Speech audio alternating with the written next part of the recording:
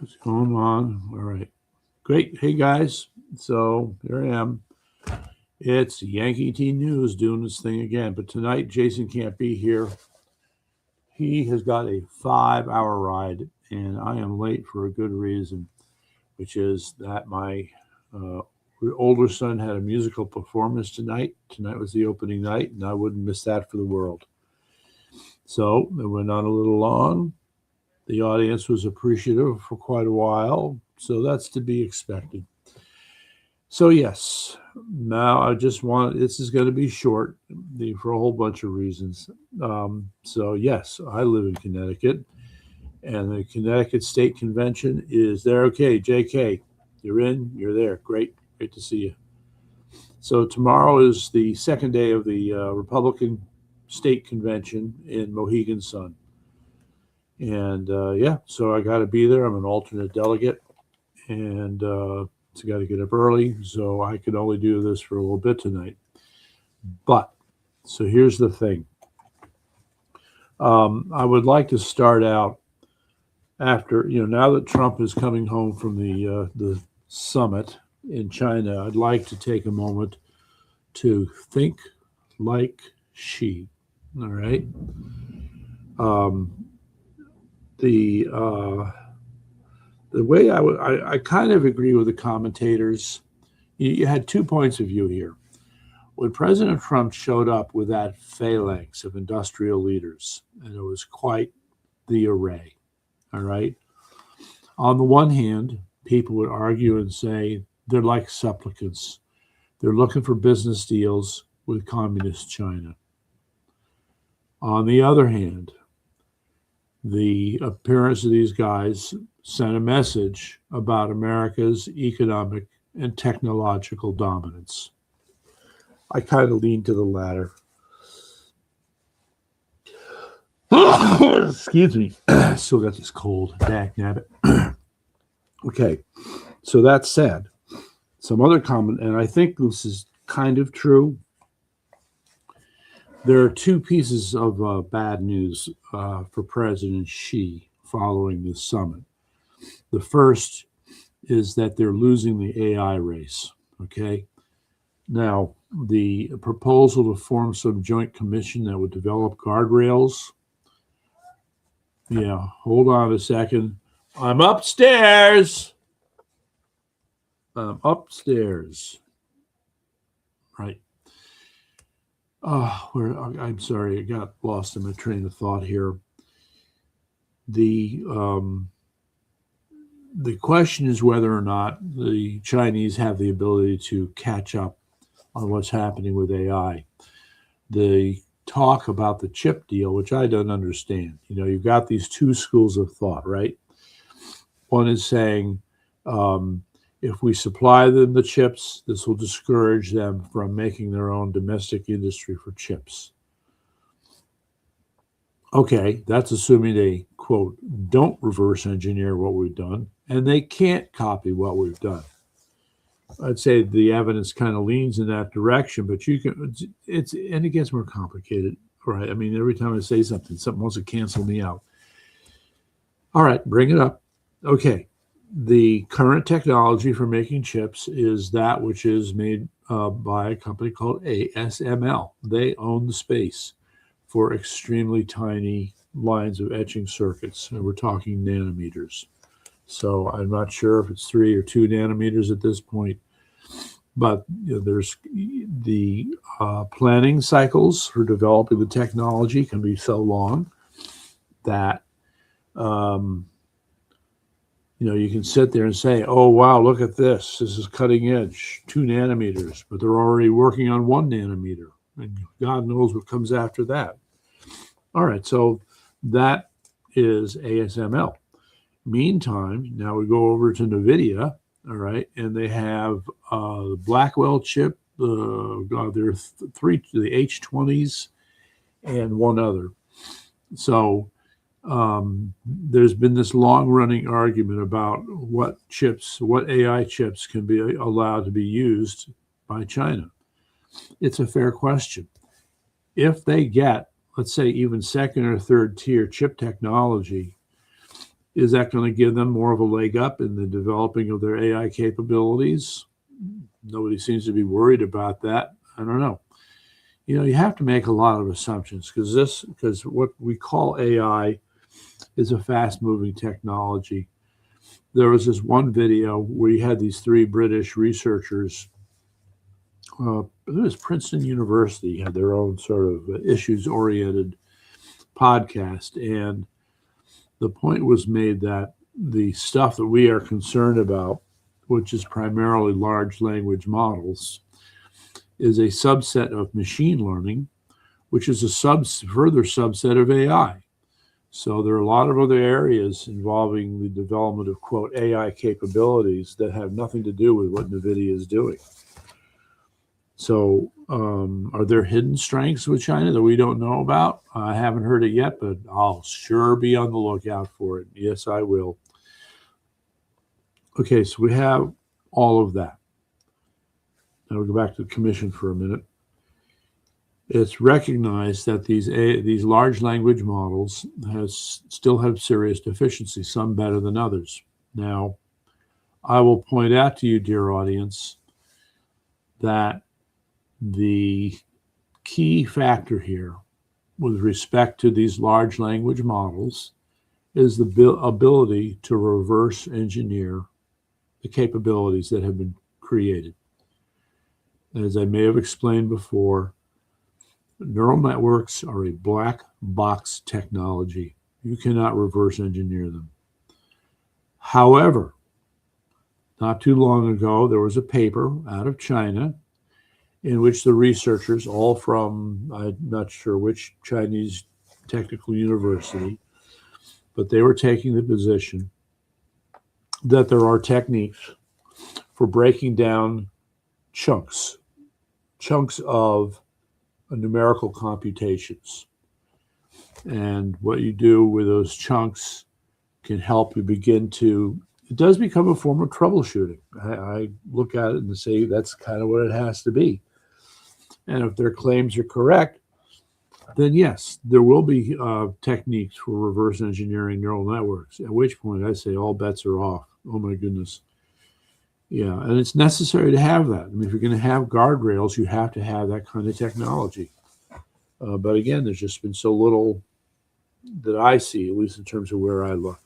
All right, so I kind of drifted off into AI here because of these things. Let me go back to thinking like Prime Minister Xi. All right, we start with Iran. The problem is that he can see what America has done. The show of force that was quite astonishing caused us to deplete our munitions. Now, as I've explained before with Jason, I break down our munitions structure to 3 levels. The first is what we have on hand ready to go. Then there's what we have in our warehouses, is the second level. And then the third level is what's in work in progress being made at the factories. So the question we need to ask ourselves is whether or not it's possible to accelerate the rate of production for these weapons, or do we have to go to some alternatives? The point has been made that drone technology is altering the calculus for a lot of areas of warfare, but I haven't heard much discussion about how types of drones would actually replace missiles. Missiles are fast, drones are slow. So it may not be such a good idea unless you have some other way of carrying out a drone operation, okay? Such as the story, I've told it before, and I guess, I don't know, Jay, you let me know, JK, if you've heard this before. The story of the strategic bombers in Russia that were attacked by drones from Ukraine. Now, after the shock of this happening, we then found out that as a operation, this was planned for a long time. And the planning, get this, involved the Ukrainians having these, what should I say, camouflage, for lack of a better term? Not quite right. But camouflage trucks that were hidden. I mean, they drove into Russia and they found a place to hide in Russia, and they sat there and waited for 9 months, as the story goes. Okay, so then at some point they said, okay, let her rip. So they assembled the drones, they released them, and the rest, as they say, is history. All right, so that's a different kind of drone operation. That something like that replaces the need for missiles. All right, so I'm floating one example of an alternative approach to attacking facilities in Iran. And in that, I'm implying, of course, that there could be not exactly boots on the ground, but folks like Mossad and the CIA, okay, they're already there. And they're working out that whole logistics thing of being able to mount attacks from within the country. I think we can expect that. What will come of it? She knows that's going to happen. So what's he going to do about it? Not much, except what he's been doing. And that is, we know that we are told, and Russia, both rushing, that's the key word, rushing missile components, systems, and other material that the Iranians need in order to be able to put up more of a fight against America and Israel. And hey, guess what? The UAE, they're starting to attack. Well, they've been at it for a while. Oh, wait, I forgot somebody else. Saudi Arabia. Another thing in the news where they, for the first time, have actually attacked Iran. So there's a whole thing these guys got to work out in terms of their military disposition in the Middle East. You know, the relationships, the political or geopolitical relationships have changed, and not for the better. All right. I mean, just to give you a little story, for the longest time, UAE, United Arab Emirates, had, they've continued to, or did have currency exchange. Everybody has Forex going on with each other. Okay. So to represent the rial from Iran, excuse me, they had the what we'll call the Iranian flag. Well, the Iranian flag has those curious sort of curved lines and something that cuts across, which replaced what we'll call the Persian flag, which was of a lion. I don't know if anybody remembers, but you had old Iranian flags with a lion. That would have been under the Shah, and that was replaced with this other type. Okay, well, for the longest time, UAE had depicted flags of the new type with the curved lines in it. Not anymore. Nope, not anymore. They have gone to the Persian flag for Iran. You can imagine how much that drives the Ayatollahs nuts. So that's what they've done. And so the picture I'm painting here is one of growing, not exactly encirclement, but more and more pressure. Let's see, I vaguely remember, was that a couple of months ago? If we're talking about the flags, it wasn't that, it was like a month. 2 months ago, it could have been maybe a month, I'm not sure exactly. But that is a big change. I mean, that is the UAE repositioning itself with a more antagonistic posture towards Iran.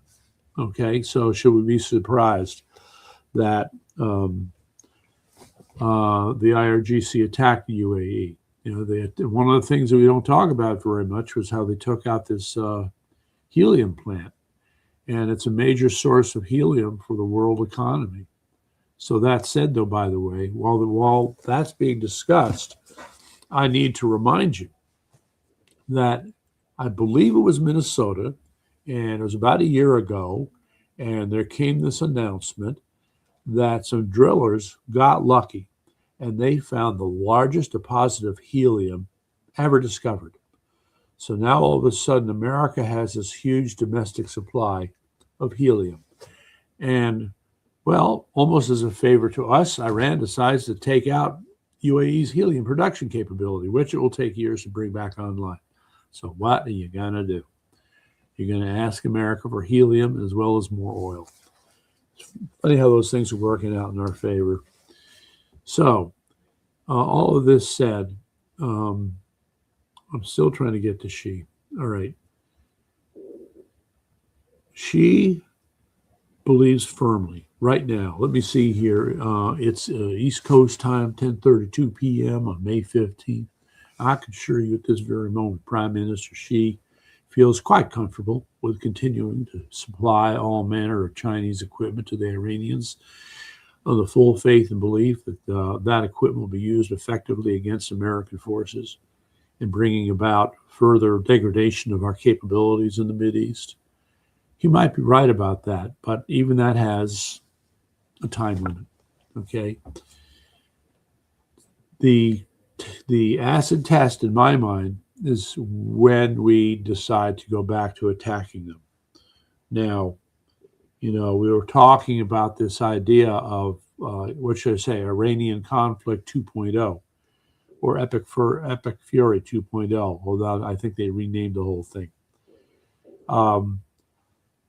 Whatever it is, I wish to submit to you that it's going to be different.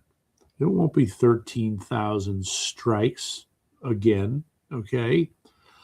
I predict that it's going to be much more focused, and the emphasis on the attack will shift, in my humble opinion, as an armchair admiral, will shift from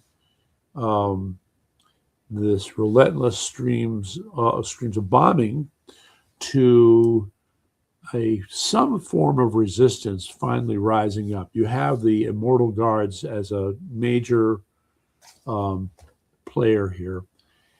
And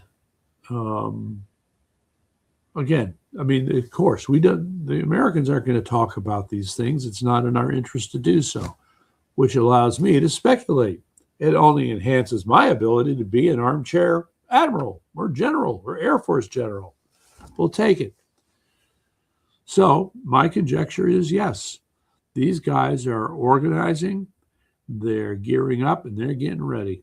And what's going to happen is when we go into whatever 2.0 is going to be, I think there's going to be a whole hell of a lot more emphasis about supporting what's going on the ground.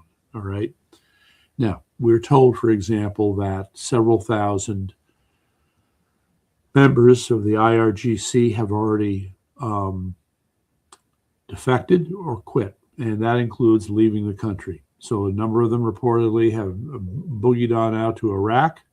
And I thought they didn't like Iraq, but some of them do now. And Tajikistan and Turkey. Who knows, maybe Jordan, Syria. So even if we say several thousand, all right, that's still a drop in the bucket compared to their total armed forces. All right, so the weak hands are leaving. You're going to have others who are going to be a lot tougher, and they're going to stick around for the fight, in my humble opinion. Okay, so I think what happens here is if we start talking about some form of a armed resistance that really begins to stand up to the IRGC, this also gets dragged out. It does not end quickly. All right, big country, lots of people. What was it? 31, 35 districts. And so you got to think of again, for review, maybe I could pull that up for you. Let's see if I can find it here. I think this is useful for review. Okay. For anybody who's paying attention here. Architecture. Nope. Here we go. Let's see if this gives us what we need. Yep. There you go. Okay. So let's have a look at this. Okay, so check these numbers. Actually, this data is a little bit old, and I think they're a little bit bigger. So it says here 125,000. I got to remind you, this is a nation of 92 million people. Are you going to tell me that you have an army, a standing army of 125,000 people in a nation of 92 million? Which has, shall we say, militaristic pretensions. And on top of that, I want to remind you, you've got the IRGC, you've got the Quds Force, You've got Artesh, which is up there. I'm surprised that they show here Artesh to be a lot bigger. I kind of question that too. But in any events, then you also have Bashir. So Quds Force and Bashir, IRGC, you got all kinds of badasses running around on the ground there in Iran, causing trouble for the civilians. That is unacceptable. Okay. But, and the other thing that's not on this chart here is a whole bunch of foreign fighters who found their way into Iran. There is the claim that, when all the main culprits for killing the tens of thousands of Iranians were not members of the IRGC. They weren't members of the Artesh army. No. These were foreign fighters / mercenaries who had been brought into the country to restore order. And you can be sure that there was no love lost between those guys and the Iranian civilians. So to me, that makes perfect sense. This kind of murderous toll would have been brought about by people who don't even like Iranians. These are, aunts and uncles and family relations. These people are in. Anyway. Okay. So notice Artesh. So again, for review, if you don't remember, before the Shah was deposed, the standing army for Iran was the Artesh army. And when the Ayatollahs took over, they were seen as, it seems strange to us because we remember all these pictures of these people in the streets supporting the Ayatollahs. Not necessarily. And instead, they were seen as sort of an alien force. And when the Ayatollahs took over, they did not trust Artesh. Okay, so they formed their own army, the Iranian Revolutionary Guard Corps, the IRGC, right? And, the Air Force and the Navy were, at least in my mind, the coloration on this chart suggests that they would have been a part of Artesh, but that's not the way the discussion sounds. Now, by the way, the other thing you have to keep in mind here is that it's tempting, based upon what people have been saying, to kind of think, okay, Artesh, they were there before, Ayatollahs didn't trust them, and so we are told that the Artesh army is given second-class status compared to the IRGC. IRGC, better equipment, better armed, better food. Okay, we can say all that, but they still work for they're still in the employ of the same country, Iran. So you would have liaison between the IRGC and Artesh. Okay, so they're not quite as separate as they seem in the way that people talk about them. That's sort of the basic point I'd want to make there. All right, so I have a problem with this. I have still more problems because other sources, it's like a million. You got a million IRGC, so claimed in other sources. You have at least 500,000 reservists, and they don't show reservists here. Yeah, so it's you end up with a mess one way or another. And I think the relationships between these people can be rather complicated, which would help to explain why the on-ground forces haven't been able to do very much. Let's get this back to bed. Back to bed. Where do you go? Okay, here we go. I might pull up something later. But like I said, I have to cut this a little short tonight because Jason isn't here. 5-hour drive for that poor guy. Anyway. So I still want to deal with Xi. So I painted a bit of a picture here for Iran. And all Xi knows is that he has the capability to supply what Iran needs. All right. And the primary route for them, there would be two, by air. And apparently that's the other thing. We've done nothing to stop air flights coming in and out of Tehran. That didn't seem very smart. And then the overland shipping route. I might as well bring up the topographic map to remind you about that. Let's see here. Let's go. Come on. Where is it? Okay, no, that's one here. Kind of up. There we go. Okay, so let's look at this one. Okay, so again, to remind you that if you can see my cursor, so you can see the Caspian Sea, and then there's the series of mountains there, which I can't. It's Caspis or something like that. And anyway, Tehran is nestled somewhere in there. Okay, and what you have is a main roadway system running across the northern part of Iran over to a city called Masadag, Masada, and it's the second or third largest city in Iran. It's about 2 or 3 million people, and right there is a port of entry from what I believe here is Tajikistan. I may be wrong about that, but I'm pretty sure that's Tajikistan. That is how China is getting their supplies to Iran. If we got the Hormuz Strait all blocked off and ships can't get in and out, was it 80, 90% of the goods that are consumed by Iran come in through the sea down there? Now they can't do that. So they instead have to rely on this lower volume of goods coming in at a slower rate. However, again, I don't understand, but I am told that along this area here, we haven't done anything. We haven't bombed any bridges, bombed any tunnels, bombed any roads, even some railroads, haven't bombed any railroads. And by the way, we are told that China is furiously trying to build out more roads, more capabilities for transportation. So they're very keen on making life miserable for us through Iran. So Prime Minister Xi, for whatever reason, seems to believe that sustaining that effort over several months will wear this country down. And in fact, he's probably sitting there thinking Americans will say, I don't want to do this anymore. Well, I got news for you, Xi. We're perfectly happy to keep doing this, and I support it 100%. Okay? We can talk all we want about getting rid of the nuclear capability for Iran, but you have a regime here that hates our country, hates Israel, and they're so horribly repressive that you cannot confuse them in any way whatsoever with a true democracy. Yeah. So I'm in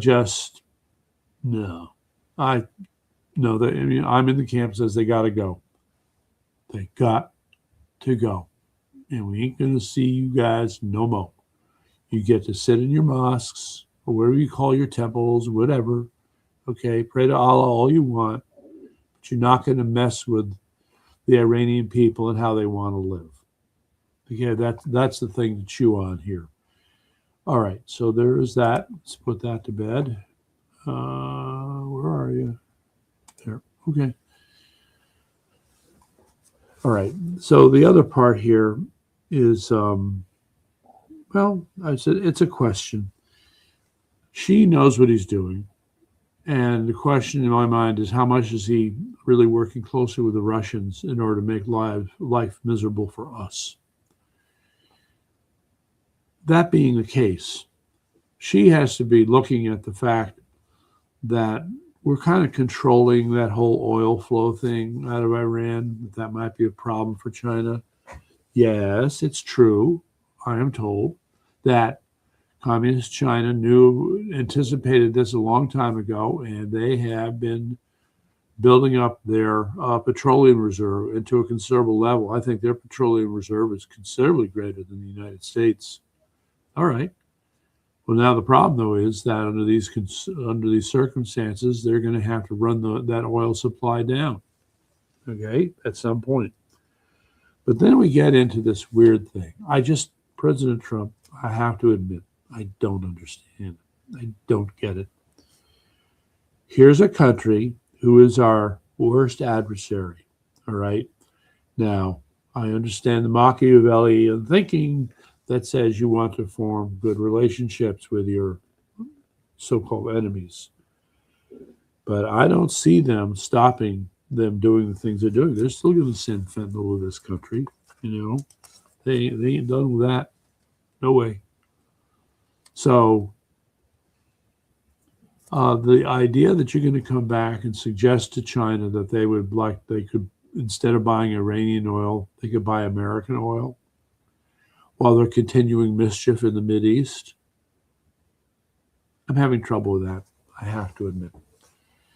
Nonetheless, it's probably going to be something that she is perfectly happy with, because from where she sits, his is a constant battle of trying to get China competitive on the international stage. Okay, economically competitive, militarily competitive as a diplomatic nation. Yeah, I don't think the Belt and Road Initiative is working out that well. More and more countries are realizing what a scam it is. So China's going to have to go looking someplace else. So we may feel better that China won't be in the Eastern Hemisphere because we're going to we've kicked them out of Venezuela. We're going to kick them out of China. So they don't have a lot to work with. Although Brazil is a big question. Nobody said anything about the relationship between communist China and communist Brazil. It's it's not good. There are a lot of things we haven't talked about here. I'm going to have to stop now, guys. It's a long day tomorrow. I got to go to the convention early. I hope to have a report back. Hopefully Jason will be back with us. And so pass this around, tell all your friends. I'm trying to build an audience. So I appreciate anybody who stuck around for this, like JK. All right, night, guys. Good night.